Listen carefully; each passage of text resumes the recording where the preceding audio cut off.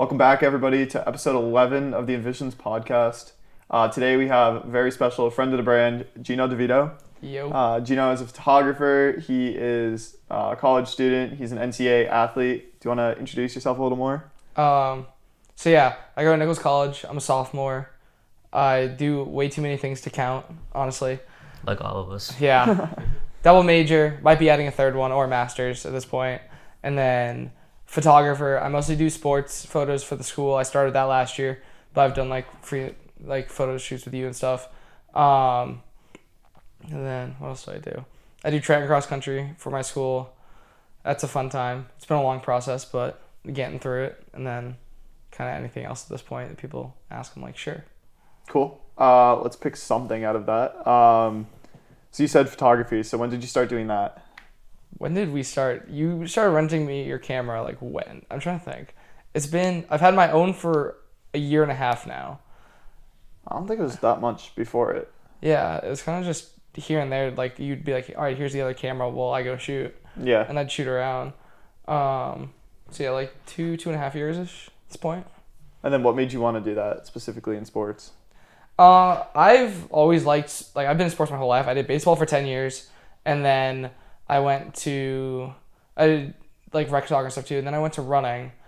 Started that 8th grade or something like that. And I've just always been a big sports person. I watch football every Sunday, all that stuff. And just seeing how you can use photography to show stories with the sports and stuff like that. Because everyone's gonna shoot just the game, but then there's other things you can shoot besides just the game going on. And that's the stuff I like doing. And a lot of the people on the team like it when I do that stuff. Yeah, to be able to tell the stories and stuff. Yeah. I feel like that too, in kind of whatever industry you go into. That's why people who do commercial photography and stuff, it's there's no way that's fun. I'd rather do sports, rather do cars or something, because you don't have to have the fancy car. You can just be the one that takes all the pictures of the fancy car and things like that. So that's cool. Yeah, you can make so many connections to do it too. I mostly do women's sports because at Nichols, we've won men's basketball with us 6 years in a row. We finally lost this year in playoffs.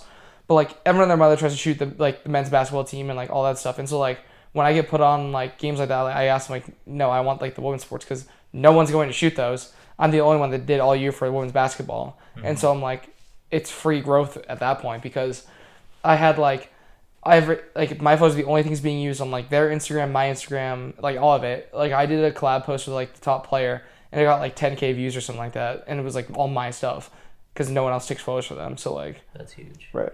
Yeah, because they're underrepresented. Exactly. So because they have the exact same stories, the men's team isn't any better. So you can just make that. You can probably build a better connection with the smaller teams, which makes it way more fun. Oh, they're way funnier too. I went on a away game with women's basketball. They're the primary people I've shot for the last 3 months, and they were all it wasn't kind of weird where I was just sitting in the front being quiet. They were all talking about it the whole time, and after they're and then the moments in the game too, they trust you. You can get closer. Exactly. You can get celebrations. When I work with my flag football team, they all know me. They know exactly where to go to celebrate, whose camera to point to, and everything. And then that's where you get the real personality too. One of my favorite photos. She saw me underneath the hoop. She drained a 3 when they were people were chirping her in the stand, and she looked at me and went like that, and I was that's hype. Yeah, exactly. And then you get the photo. Yep. So doing as many things as you're doing, how do you doing as many things as you're doing, how do you really balance your time? No, I got to ask this question last week in my interview for orientation, and I respond. Huh? It's a good question. It is, and I respect because they were talking about pivoting and stuff like that. They're are you able to? And I was am I able to? All right, because the only stable part of my day that I have is 3 to 5. I have practice. That is the only part of my day where I know I am there, and that's it. Because I skip class every time. Every now and then. I'm a college kid, but no, and so having the ability to build your day around those 2 hours is how I mostly manage it because I'm all right, here then, what am I doing before? What am I doing after? What do I want to do? And what do I have to do? That's kind of how I break it down because I want to get on any chance I get, but most of the time it's all right, I need to do this first and then I can. But I think just being okay with being able to just move around and do multiple things at once. I've always been able to multitask well. The best assignments I've always done have always been during the loudest situations. I wrote a paper during the Super Bowl and it was my best paper all year. And I'm sitting in my nan's house. Everyone is yelling, and they're like, "How are you working?" I'm like, "I don't know," and I just kept going, and I'm yelling too. Thrive in chaos. Exactly. I really do at this point. It's just like thrown into the fire. Like some days I'll have to go. Like I'll go to class and then I'll go to practice, and then I'll have to work a game at Nichols that's paid, and then go to Holy Cross, which is unpaid, which is where one of my internships is, and like I don't get home till like 11. Then I go do homework for like an hour and a half, and then I'll go to bed, and like. I don't know. The chaos is fun, and like every now and then it's nice to have a second to breathe, but like just embracing it kind of at this point, just being like, all right, we're running around today. Let's run it. Yeah, exactly. I think that's huge too. It's just like absorbing everything going on, because like there's not really going to be too many times where you can like, especially being a creative, I feel like you can't pick and choose what you want to do. It's kind of like you're being thrown at this and you're being thrown right at that. So it's very difficult. I think Alex goes through the similar thing. Yeah, I do. But you respond better to it. I like to build my day around a certain way, and I like know the things. I want to go into the day knowing the things that I have to get done. So trying to pivot in the middle of a day usually throws things off. Mm-hmm. And I feel like it gets fragile and that messes it up. But I feel like you do pretty good with it. Is it a lot that you, like on a regular day, is there more stuff that you're pushing off, or are you able to get most of the things you have to get done? It's not really things I push off, because I don't like to think of it as pushing off, because then I feel like I'm being unproductive. Yeah. It's more like I just think like, all right, it's not that I'm not going to do this today, but it's just I need to do like something else. Yeah, I need to like one thing I like to do especially is I'll go set a timer for like 90 minutes or something like that, and I'll like eat my phone across like the room, and then like I'll just work, and then all of a sudden it's in the corner going off. I'm like, oh yeah, it's over there. Yeah. And then like I'll go like throw around a football or something like that, or I'll go like lift, and like just doing it that way, because like I worked orientation too over the summer, and like the biggest thing I was told is like don't say no to things, and like so I got the orientation job doing like photos mainly. I was logistics, so it was other stuff, but like my main job was photos, and so I'd be like in one spot, and all of a sudden I get a text from like one of the OLs like, hey, like this is happening if you want to come over. So I'd like run across campus, take like photos of that, and then like all around helping out with the other events. And then like I'd be up to like 3 a.m. editing. Like everyone else would go to bed after like, because we had to stay up till like 1 or 2 to make sure like they're not being stupid. And then the OLs would go to bed, and I'd just pop another like energy drink, just keep working. And then like they all wake up at like 6 when we all had to get up to like the drives, and like they were like, oh, this is sick. But because of that, I literally like got offered not too many things, because it's not a bad thing, but like just a lot of things just because I did that alone. Mm-hmm. And like my entire school, like every admin thinks I'm a senior. It's like, oh yeah, like where are you, like you going for grad school? I'm like, I'm a sophomore, and they're all like, what? And I'm like, yeah. So it's just like, it's because I didn't like push stuff off. It's just I moved it around when I was gonna do it. Because if I have something really important, I'll do it at like late. I'm like, crunch time, let's do it. Going back on what you were saying, doing the paper during the Super Bowl, like how were you like able to? Are you like, I guess, do you like focus on that, or are you kind of just like going?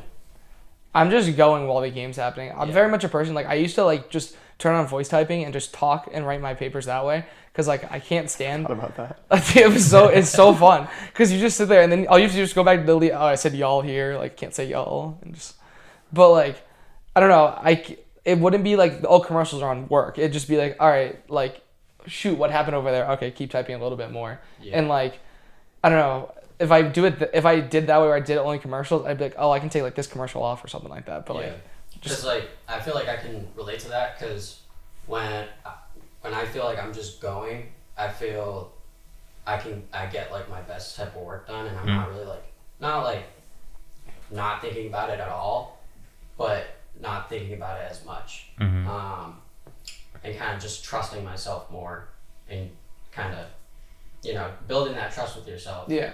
And it seems like you really have built that trust with yourself, and I feel like one of the best things to do, especially creative, and like I feel like you guys can agree, is like when you're in a groove, ride the groove as long as humanly possible. Yeah. And like, like I'll text you sometimes, like I would be down in the library for 2 hours and I don't get nothing done because I'm like just like, and that's where I gotta learn, like, all right, if I'm not getting anything, like just cut it and we'll come back later, and like when I'm feeling it, like hit it. Yeah. Yeah. There's that, and then there's also sometimes you just have to get started, because sometimes work, it depends. Like sometimes the stuff you have to do isn't fun, and then you're not going to get into a mood to do it, so you just have to do it. But Yeah. That's my biggest struggle with video right now. Like photos, I'm like, okay, I can get this out. Yeah, I mean, I can, video, do that I'm in my like, sleep. if I don't have a full, like, not a full plan, but like if I don't have like a strong idea of like how I want this to look, I'm It's like, very hard to sit down and start a video. Yeah. Yeah. Because there's so much that just goes into it. especially You when I have to just like build layers, I guess. Like sometimes like when I'm doing a sports edit, I'm like, all right, let's get a song. Yeah. Get a song, walk that in. Let's go through and like split up some of these clips, see what looks cool. All right, build that on. Then start to like, you got to work in layers and then you can build something. Because Yeah. you just can't go at it and just expect it all to happen at once. It just doesn't work. right. And like obviously it all depends, especially me, it depends on the sport. Like the track video came out so much better than like some of my other videos. Even though I didn't get as many views, but like I had way more fun doing like the track video and like the edits for that. I think it also depends of like when you record a video and you enjoyed recording that. Like if you're around good people and you're like, oh look, that was funny. For example, like us yesterday is like, Yeah.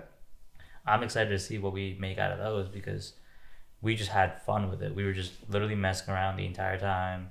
We were all cold, but like we're just screwing around and making each other laugh. Yeah.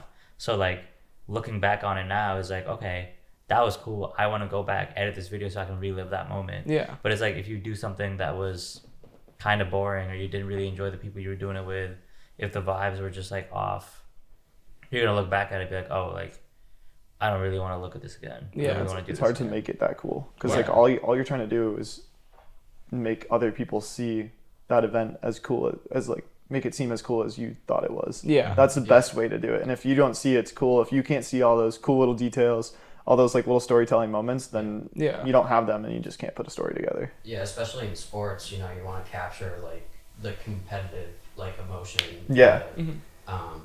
Like the sweat dripping off their face, like all Right, that. all that stuff. So and I feel like you do a really good job of that and kind of showing like also like team chemistry and stuff like Yeah. that. Which is really good. Because you have the background as an athlete. Right. So the best sports photographers and the more you like dig into the industry, Yeah. the people that work with all these teams, like one I can think of in particular is the Lakers photographer. He like lifelong athlete. It's the same thing. They're around the sport up until the point where they can't do the sport anymore, and they're like, I'm just not as good on the court as it could be off the court, and then they switch, and then they become the best photographers because you could have a camera, but if you don't know where to point it, then like it's not. Yeah, it's the not sport worth the it. sport is almost secondary because that was my problem with a lot of things. Is like Yeah. like especially like the first like it always takes me like 2-3 games and I'm like, okay, now I know like where. Yeah. Because like especially when you shoot one team the whole season and you start learning like how they play. Like Yeah. by the time I like the end of the women's basketball season, I knew like where she was going and like Yeah. Exactly. stuff like that. Yeah, who to look for, who the people that are gonna like have your moments are too. Yeah. Like I said, working with flag football too, it's a small team, whatever, you got 5 or 7 kids on a side, but I know exactly what kids are like when this one's open, this is where the ball is going. I can be there before it's coming. Yeah. I know this kid's gonna hit this celebration. Here's where he's gonna be, like do all this stuff, and then you like can really figure it out. I tell which all is the teams cool. when I'm coming, I'm like, look, if you score, I'm gonna be right by the net. Yeah, run yeah, at it. exactly. That's that. No one's taking me up relationship. on it yet, but I'm like, because they're like, we can't do that. I'm like, you so definitely can. No, you 100% can. I'm like, come on. Look at soccer. Yeah, literally. I think that's true for like most things relating to sports is like I don't think people understand that like how broad and how many things go into sports. Like obviously like everybody's like, oh, like, I want to play in the NBA because that's like the base of what everybody wants to do. But then like behind the NBA there's like assistant coaches, there's like broadcasters, there's like so many different things where it's like even if you're not the best at playing basketball, you can find a job, you can find a career that relates to just doing what you love. And then like next thing you know, you're sitting front row at every single game. Like That's literally why I started, like, that's why I picked my major, is because, like, I know I can run all I want after college, like, but being able to do it for other sports and stuff like that, because, like, football is my, like, dream sport to do it for, obviously, but, like, working with Holy Cross, like, there's so much stuff that goes behind, like, getting a game together, because that's what I'm kind of doing. I'm more fan experience, like, what's happening during the game and stuff like that. Yeah. Like, I run the on-ice promos or on-court promos, like, at media timeouts and stuff, but, like, just realizing, like, dang, and then, like, once you're done with it by, like, the third quarter, you just get to sit and watch a D1 game. yeah. Like, we went to double OT last night. Any other circumstance other than the fact I'm on spring break, that would have been sick. By the end of that first overtime, there was, like, a minute left in the first overtime. I'm like, there's no way this goes to double OT, right? And then it rang, and then I went and called him. I'm like, this is going to double OT. And then my boss was like, all right, if this went to triple, I was sending you home. I was like, thank you. That's insane. It was. And then it was raining too, and I'm like, I had to like be in one spot to drop something off at a friend's house, and then I was supposed to go home, and then I come home, I'm like, Alex offered me to crash at his dorm. I'm not going home. I respect it. You just mentioned your major. What is your major? So I'm a double major. Sport management is one major, Okay. and then my other major is social media and digital marketing. Okay. So it kind of like directly relates to what you're trying to do on the side Yeah. right now. Because I was told by advisors, like, they're like, just do sport marketing. I'm like, well, I don't want to do that, though, because then the point I think of when I'm picking my majors is, like, I'm paying X amount of money to go here. I'm milking every dollar you have to get what I want out of it. Mm-hmm. Exactly. Oh, I use everything. Like, I use Yeah, that's all of the way to go. Exactly. Because, That's what it's there for. right. And, like, because there's an avenue I can see myself going, like, athletic director or something like that, or I could go more, like, media creation. So it's like, I want the avenues open to just be able to go, like, all right, I can go here, here, or here, not just like, oh, I'm just sport marketing. You have to go here. Also, take stuff you're interested in. So if Exactly. you're interested in both, take both. Exactly. I think that's the thing too with college is like, I think it teaches you, not generic, but like the general stuff, and then I think that is like the best way to kind of just go about it, and then like when you find something that you're really interested in, just like go and learn more about that. But then you have the base knowledge, whereas like you have the basic knowledge, and then you could, if you get tired of what you're doing, you could just shift it and chase something else. Exactly. And I think the biggest thing to like succeed in college is like there's so many different ways to succeed based on what you want, but like time management and like caring for it are like the two biggest things, because that applies to anything. That applies to like if you're on a sports team, if you're like not doing a sports team, like if you're starting a business, because like my school is a business school, so like so many people are like trying to start like their own thing, and it's just like you need to have the time, put the time management for it, and like actually want it. Yeah, I agree. I think it's the big thing with like a lot of the people in today's generation is a lot of people have a lot of aspirations, but I don't think that they understand that no matter what you want to do, it's going to require a lot of time invested. The money is one thing. You can start a lot of things without a large money investment, Yeah. but it's like the less money you have, the more time you have to invest into it. Whether it be like if you start a clothing brand with nothing, if you don't have any money, you only have a couple hundred to get like the first order made, that means that you're gonna have to spend the time and learn about the marketing, the design, manufacturers, all that. But then if you have a whole bunch of money and you want to start a clothing brand, it's like, okay, I'm gonna hire this person to do that, I'm gonna hire this person to do that, I'm gonna hire this person to do that, and then you just sit back. Yeah.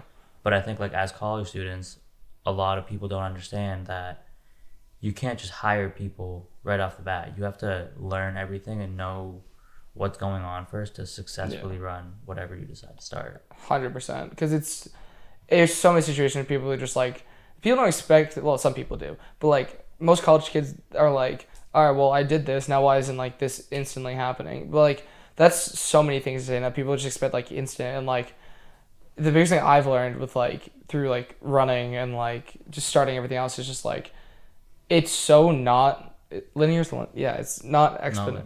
Not linear. Not linear, yeah. It's exponential, and like it's gonna go up and down so much. The amount of like highs I had like last fall compared to this fall, like fall my freshman year was so like a good high, and then like fall this year was complete opposite. But it's like those things you just gotta like ride through and like know like, all right, I'm here now. Do I want to stay here or do I want to like get up and do something about it? Yeah, exactly. Yeah, our generation is so messed up because of that, and the people that actually understand that that's not how life works are the ones that are already successful, and everyone else is gonna have a rough couple next years. Yeah. Because those are the people that like they'll sit in their dorm all day. They'll be like, "Oh well, my mom and dad are paying for my school," and they're like, "I don't have to do anything." I'm like, "Well, good for you. I had to do X, X, and X to stay here, and I'm getting my money's worth." Yeah, exactly. I honestly have no idea how people do that, and like, I don't know. It makes no Just sense to exist me. like that. Yeah, It's exactly. like, I don't know. Like I like having a purpose in life. Right. Exactly. I guess. I don't know. Straight up. No. Like, do you, as far as like purposes, did you have like anything in mind as far as like How out you of started college, and when you get out of college? I was originally just sport management, and that's because I knew I wanted to make an impact in sports just because what sports has done for me. Right. So that's something I've always known, and now having the ability to do it on a creative end too, it's just like my goal is just to impact as many people as possible and like do something really cool. Like I did media day for my track team this past when was that? Like what? Month ago. Yeah. It feels longer, but it was only like a month ago. But like I did media day for them, and like it went so well. Like editing wise, I went a little fog machine heavy. That thing's really fun, but like it went really well. And like I'm trying to convince the school to like just let me do it instead of hiring the dude, because like I'm so big on like you got to care about it if you want it to actually come out good, because. Like the guy we have, he's like, oh, I shoot for the Patriots. Good for you, but like he does our media day and like doesn't like we walk in and he starts just holding. Also, anybody can just show up and shoot for the Patriots. Exactly. Just a heads up, you just have to work for a newspaper. So yeah, I've seen people who work for newspapers. Yeah. And like he just like holds it and like it doesn't get anything good, and then like he'll have a backdrop, but then be so zoomed out that you see like the frame. Yeah, of it. ours does that too. I'm like, what? Why do you have the backdrop? Yeah, then? exactly. Like I made the locker room a whole corner. I'm like, all right, you were just standing in this corner and we're not moving. Like you gotta make it work. Yeah. And like. I care about how, like, because they also rushed us out. Like, they're like, all right, you get a headshot, and if you want, like, a group one, you got to wait, like, a while. Mm-hmm. And so what I literally did the same day, because I did not care if my bosses got mad at me, because I did this on my own time. I went, all right, get your headshots, and then we all went to the locker room and did, like, the track one. So they only got, like, our headshots, basically. Sure. And so I'm like, you guys can have these if you want. And they were like, yeah, we'll let you know. I'm like, well, I think I ended up sending it to them. I think they'll use them, but... I mean, the athletes were happy with them, so I'm like, that's all that really matters to me. Yeah. Yeah, exactly. Yeah. And then that's the thing, too, is just like Alex just said, is anybody can show up and just say that they know how to do something, but you have to have some sort of a passion to do it correctly. Because, like, somebody can just show up and take pictures and then be like, oh, yeah, here it is, pay me. But it's like, I don't care as much about being paid as I do about giving a good quality product, because then it's like you saw that I actually put my time and effort into doing it the first time. That means you're gonna call me back. Right. Like if you just do it for the first time and you get paid and you're like, oh yeah, I got paid, but they didn't get anything that they were happy with. It's like, okay, you just lost out on X amount of money in the future. Yeah. Gino and I were just talking about that last night. He was talking about working for a friend, and their parents wanted to pay like for him to do photos, and we were saying, well, how much are you gonna charge? And he's like, well, I want to do it for free, or I was going to charge, and it was like a ridiculously low rate. And I was like, well, that's cool. Like, I know you want to be nice for them, but like also I feel like you start that way where you always want to like work for free and kind of be able to help people out. But I think it gets to a point where you have to realize how much your time is worth, and you have to charge that rate, not because you want to like steal their money, but because you want to be able to give them that good of a product. Like I know if I go and do a 4-hour shoot or something like that for $100, like it just doesn't, I can't do that because I don't have the time to give them a product at that price. Like it just doesn't work.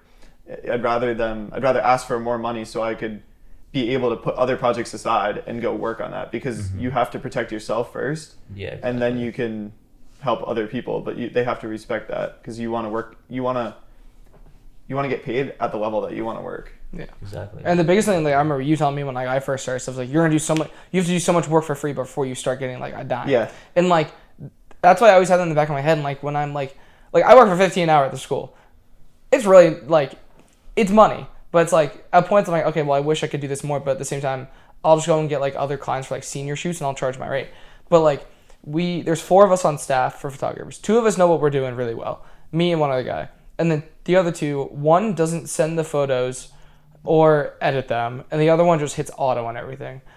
And she thinks she should be like paid more than me and like get all these bookings, because like when I would get like certain, like I shot for a couple like club teams on campus, for like they had a tournament. I was like, yeah, no problem, and they paid me. She's like, well, why are you getting that? Like I should be getting like that kind of money. I'm like, well, no, you've like just started.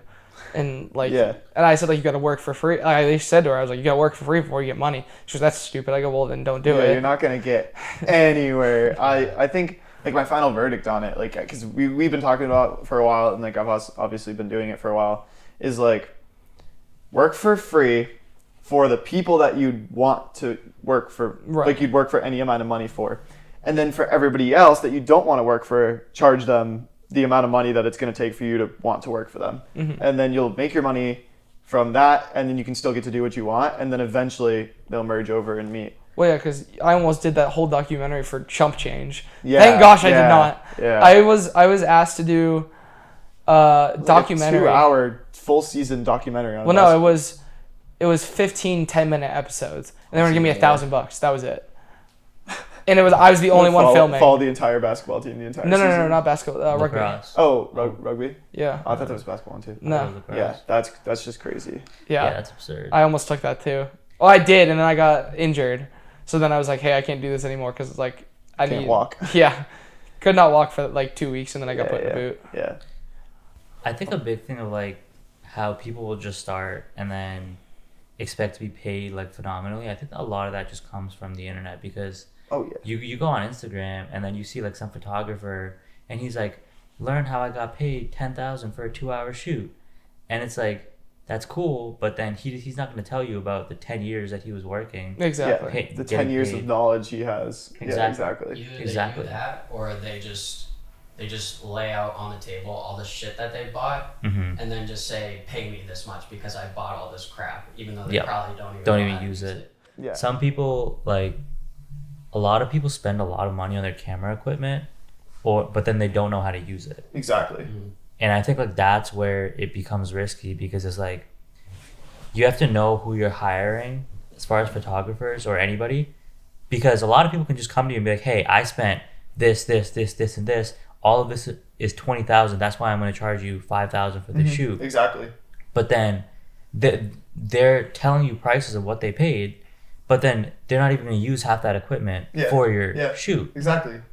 There's a thing where you'll get all these like cinematographers on Instagram who have probably never made anything in their life or like written anything, but they put their camera in the bio. It's a thing that like a lot of beginner photographers will do, but these guys also do it. So it's like, I'm so-and-so, and they'll be like, some of them are actually like pretty good filmmakers, and they'll still say the camera that they have because they just want to flex that they have an expensive cinema camera because these are like $30,000 cameras. It doesn't mean they can do anything with it. They just put it in their bio and say that they have it. When I do shoots, I just make sure like I don't even mention like what camera I'm more about the experience the person has while I'm doing the shoot. Yeah, that's why like I love. matter. Yeah, like I love shooting. Like I shot one college senior like grad shoot. That was the funniest thing of my life because it was a group of like 8 guys that I all knew, relatively knew all of them, and they were like, yeah, so like we have all this like alcohol that we want to like do stupid stuff with. I was like, all right, like we got in front of our logo. Like one guy did like Stone Cold, like something like that. They we're chugging and like. So that's why, like, when I, like, this upcoming year, I'm charging, like, not dirt cheap, but I'd rather have just a lot of people than, like, have, like, 3 and charge heavy. Because, so, if anyone wants, 100, like, I'm doing 125, you can have up to a group of 6, and every person after that is just another 25. And locations, amount of locations don't matter, and amount of outfit changes don't matter. Because it's fun. Exactly. Right, because if you didn't like it, then because we literally went on the quad, they all sat in a circle, and I told them, like, yo, just chit-chat, and I'll like do my thing. Yeah. And I got like so many candidates like that, and it was so fun. Yeah, exactly. That's the thing too, is when you start and you're just having fun, that's when you should just do the most amount of things. Because then you get to a point where you're like, all right, I'm having fun with it still, but now like I really need to start monetizing it. And then that's when it starts being a little less fun because you have to like turn down some of those more fun projects to do the ones that are more profitable, even if it's like, yeah, I know I'm going to make a lot of money off this, but I'm going to have to answer to somebody that I don't really want to answer to. Exactly. Compared to, like, I'm going to do some photography for my boy, and yeah, he might pay me a couple $100, but I'm just doing it because it's my boy, you know? You have to, like, get to a point where you just have to start monetizing it, and it's not going to be as fun, but it's going to be worth it. Because then when you monetize that, that's when you can sit back and be like, all right, yeah, now I have some free time. Let me go just have some fun with the actual part that I'm passionate about. Right. Yeah. I think that's the point where I'm at now too, where it's like, okay, I could go do this commercial project or I could not and do something else and like go for a hike and take pictures because that's way more fun and I don't need to necessarily get paid. There's no pressure on it. Right, exactly. I need to do stuff for myself too. Yeah. And I think like even doing the stuff that you don't want to do sometimes, like well, that's orientation, but like the photos get very repetitive sometimes because like they're on the same schedule for 3 sessions. And so, like, I know what people are going to be. Then, like, you try to keep finding ways to, like, make it cooler. Yeah, that's like, true. What I started doing is I started doing, like, NFL game day type photos for the orientation leaders when they were, like, walking up to, like, go, like, get their groups. I'd be like, all right, yeah. And so I had people, because we all had, like, beach balls and stuff. So, like, walking, like, as a football or something like that. Or, like, they brought headphones, like, one day. And, like, it was cool like that. I was like, yeah, do what you want. Like, make this interesting. That's huge. I want to go back on what we were saying a little while ago about all the opportunities that you got offered from orientation in particular. Do you think there's a point where you have to stop saying yes Yes. Have you found that point? Yes. Okay.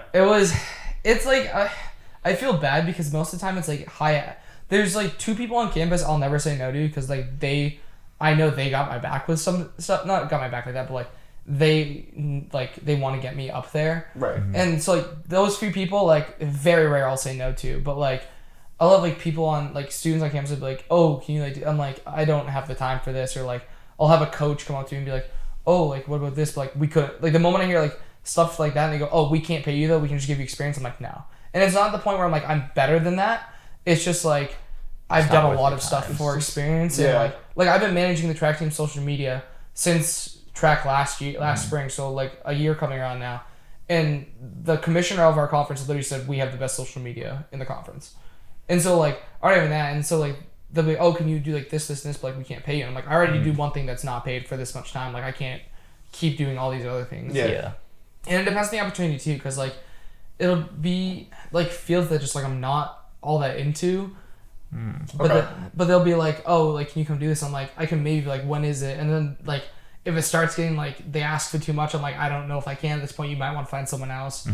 And so like it's not, I've learned to not say no, just you gotta find a way to like put politely boundaries.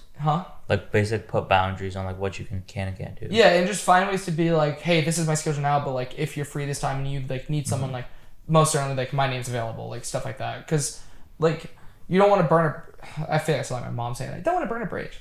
But like, True. Yeah, no, it's true. yeah, but it's like you don't want to burn the bridge and like have them not contact you again. Because I've had people that have been like, hey, I can't do this now, but like I'm freer during like these months because I don't have track. And like then they'll hit me up again and be like, hey, this. I'm like, yeah. See, when you say like don't burn the bridge, but at the same time, sometimes there wasn't a bridge at all. Sometimes, yeah. The people like you charge very good, like reasonable prices for what you do, and I feel like there's a point where you have to decide like, is this person like just using me, or do they actually appreciate like my product and what I can provide for them? So kind of have you like tried to figure that out? Yeah, I figured it out after a certain point, because if someone starts getting like really snappy with me, I'm instantly like, I'm the type of person like I'm not gonna like argue back, but like I'm gonna speak up for myself, and like it's not that I don't take it, but it's just like I'm like, nah, this isn't how this works. And like I've had so many situations where like I'm shooting track and I'll people like on the team be very like sometimes snappy to me, like, well, why didn't you get this one? I'm like, well, because I have my own race to get ready for, so I'm not the photographer right now, I'm doing my event.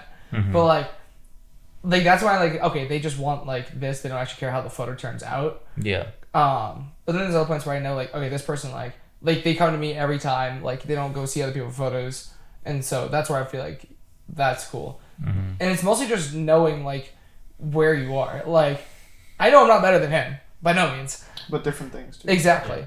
But like how many times do I come to you and like, oh, how does this edit look, or something like that? Yeah, exactly. And like, you want to get better. Yeah, and it's not because I know I'm never gonna charge stupidly high, because I'm not like that type of level where I'm like, all right, $5,000 if you want like a 5-minute video. Like that's just, it's a very reasonable rate, actually.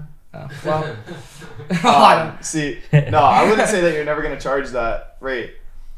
I think we kind of said this earlier, but the way you charge, you get to the point where you start charging those rates because you have a product that people want. Right. And so when you start making a type of video that you want to make, if you start making more of what you want to make, you start working for free, then people will come to you to make that. And when it gets to the point that you can just keep making it at a higher level until it costs $5,000. Like a $5,000 video is not the same as you making a video at your skill level right now for $5,000. That's what I was A $5,000 video becomes, okay, we have to pay talent. Okay, we need to rent a camera. Okay, we need to do locations.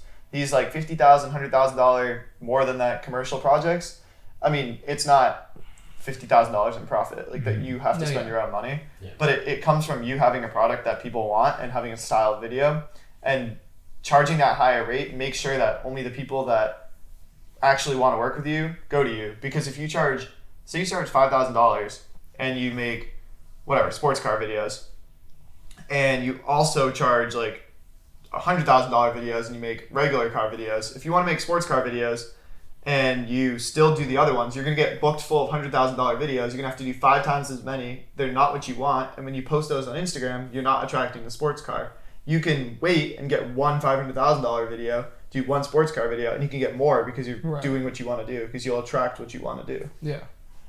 No, that's 100% like just how it goes. You have to kind of know your skill level and charge accordingly. Yeah. And then going back to like the experience thing is, I honestly really don't like when someone's like, oh, you can do this like just for experience. And it's like, you can only get so much experience at a certain thing. Because it's like, don't get me wrong, yeah, you watching basketball at the college level versus like the NBA level, it's going to be different things. It's going to be different experience. Yeah. But at the end of the day, it's basketball. It's going to be the exact same court, obviously with more people, but like exact same ball, same like jerseys, whatever. Like the shots are going to be similar compared to a college game and an NBA game.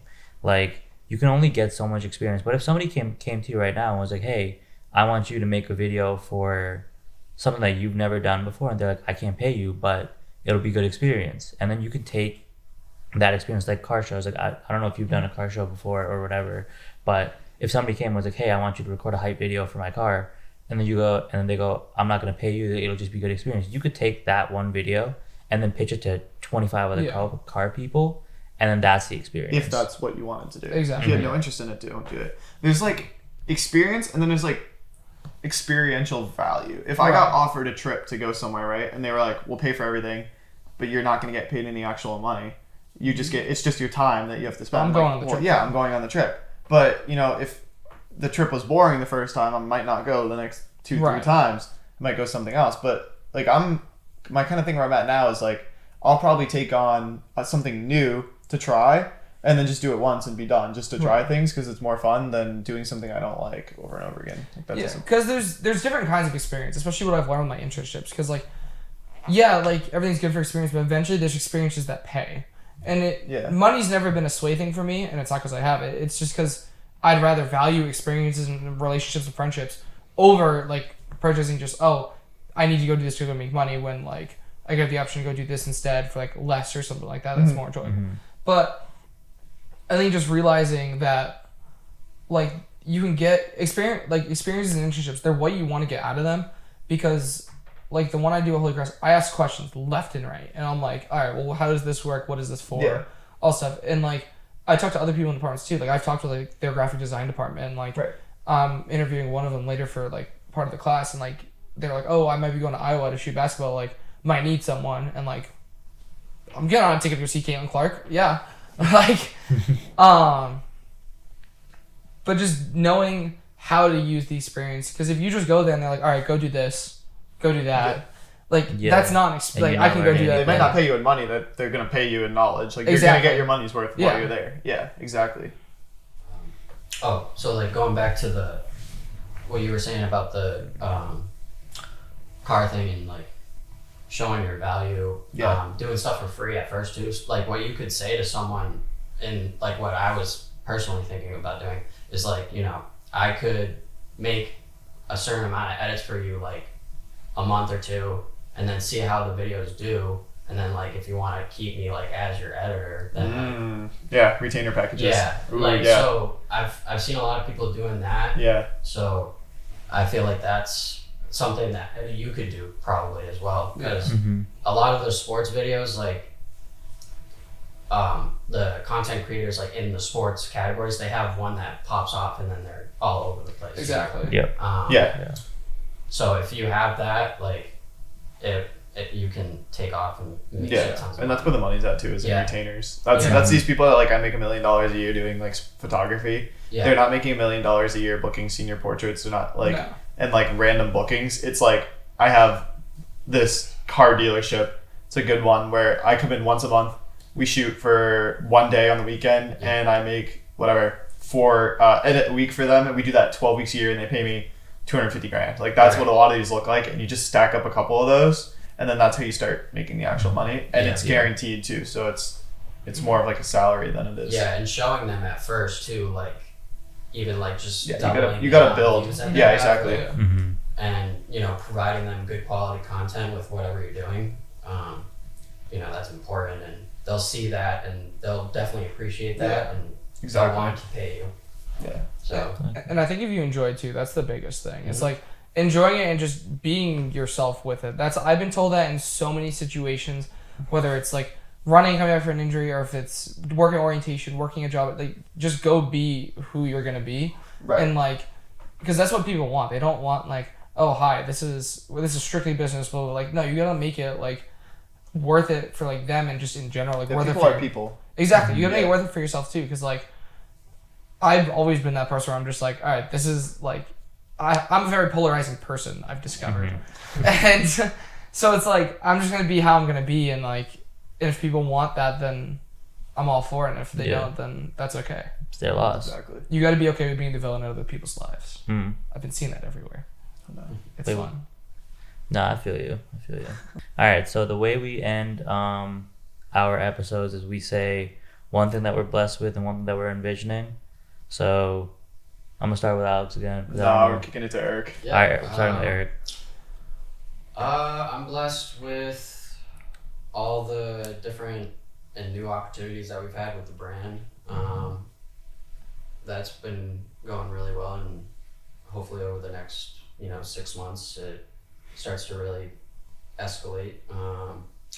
And then obviously like envisioning that growth for the brand. Yeah. Mm-hmm. Yeah. Oh, I'll go. Okay. Right now, I'm blessed with. Honestly, I was gonna say something similar too. Everything that's going on right now, we have so many things that we have our hands in, and just trying to figure out how to make sense of it all and make something out of it is gonna be really awesome. And to do it with all these people that we're around is super cool. Something I'm envisioning is, I don't know that I'm envisioning it or like hoping to envision it, but it's like trying to imagine like what's going to be next. Yeah. Like I can't even imagine what it's going to look like in 6 months, to be honest, Right. with everything going on right now. So yeah, I'm excited. A lot of changes going on. One thing I'm blessed with is Ramadan starting tomorrow, and Ramadan is like, for the people that don't know, it's like the holy month in Islam. So blessed to see another Ramadan starting tomorrow. What I'm envisioning for the future is like Alex and Eric just said, is just seeing how we grow with all the things that we have going on with the podcast and the clothing and some other things that I can't say yet, but you'll find out. Gino? One thing I'm really blessed with is just being able to work with like you guys, especially, and like having such a like sick group of people to like push me, because like you especially, I like dude pushes everything. It's like, nah, just go do this. And I'm like, okay, fine, but in a good way. And like just being able to like keep going no matter like where I hit. And I'm definitely envisioning just like what's happening in the next like kind of what you're saying, like just the next 6 months of like everything I have coming up. But like it's gonna be a lot, but it's a fun challenge. So yeah, Awesome. Thanks, Gino, for joining us on the pod. Subscribe if you're on YouTube. Follow us. Rate 5 stars if you're on Spotify. Just remember, the podcast is sponsored by Blessed Envision, blessedenvision.com. That's it. Appreciate you. Go buy some. Peace. like, follow, subscribe, comment. What's your favorite color? Favorite color in the comments. Bye, guys. Peace. Peace.